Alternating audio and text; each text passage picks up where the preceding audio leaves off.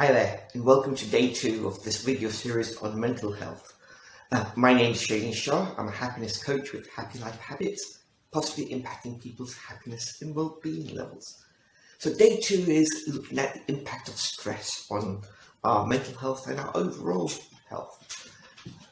In the day 1 video, we mentioned that the World Health Organization shares the definition of what mental health is, and one aspect of it was to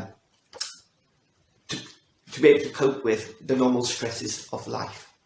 And another definition was the one that Mind had shared about handle stress and make choices.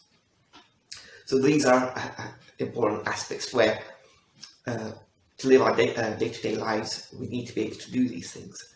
And stress is something that can impact us. Stress, when it does impact us, can impact all 4 dimensions, not just the mental and the emotional, but also our physical and our spiritual. It can have an impact across all of those. Stress is an interesting one, and it's one which I have personally suffered with at a point in my life. It was during 2008 to 2010, working in financial services. It was part of it was during the financial crisis, but also a lot of it was where the demands that were being asked of me were greater than what I could meet. It was in the work environment, the role I was playing or doing what I needed to do for it. I didn't have the correct skill set or the training or the support in order to do that.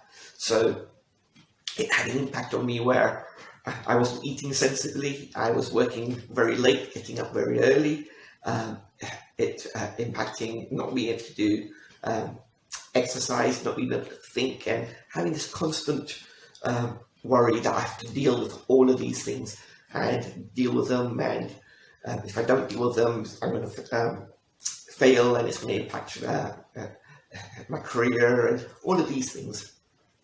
It was also where you're feeling you just got too many things to deal with and you don't know what to start with, what to deal with. So too much on your plate. And it got to a point where it became too much, and I needed to take time out from that environment and see the doctor and get signed off with stress. And go into a bit more detail regarding that. But as I was saying, it was impacting my health, my sleep, it was impacting my social connections, not going out so often, getting more withdrawn, feeling a bit more ice, and not having that sense of no hope, and not seeing a way out, and not being able to focus or concentrate. So lots of demands coming in. Now, what I often share in the workshops that I do is it's like, when you consider this bottle of water, it's got 500 mils in there. Holding it for 1 minute, it's not a problem. Holding it for 5 minutes, not a problem. Maybe we can even hold it for an hour, not a problem. But if you are trying to hold it for a whole day or a few days without putting it down, what we will find is our arms will ache, and perhaps we'll get chronic pain and we will suffer. The water hasn't changed, but us holding it is the issue. So if you consider the water to represent our stress, our worries, our concerns, that hasn't changed. But what it is holding on to it, the duration. That's the problem. So what we've got to learn to do is now and then put the bottle down. Take a breather, take a change, re-energize, refocus, and look after ourselves before we pick up the bottle. So that is an important part of stress, or dealing with stress. Stress in itself is not a bad thing. It's evolutionary response to when we feel threatened, and it pumps adrenaline and cortisol, stress hormones into our system to get our body ready to fight, flight, or freeze. So it's there to help us survive. The problem is when we get too many of these stresses coming in and we're not dissipating the hormones, the stress hormones, and we're holding on to it for a long time. That is the problem.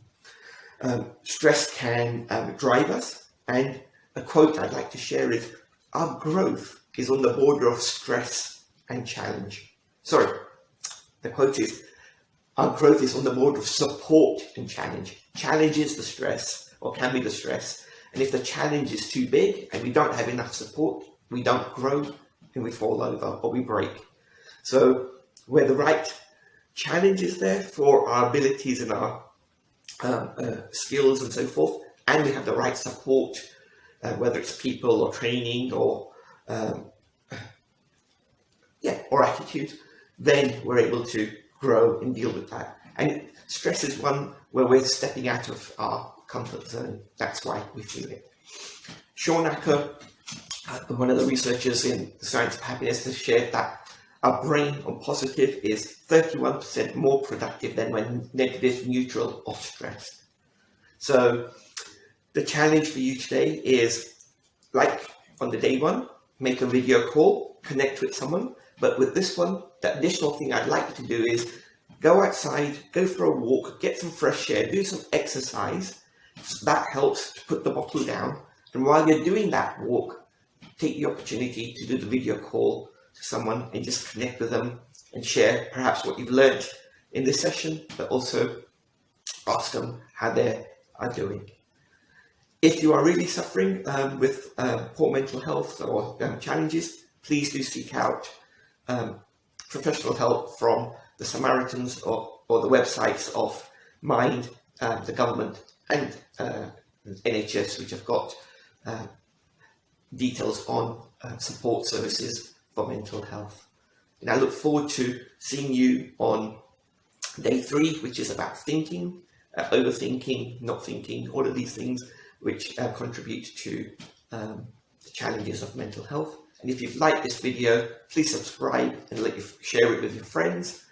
And if you want more information regarding the live on Saturday, or as well as any other services supporting mental health as well as happiness in general, have a look at happylifehabits.co.uk.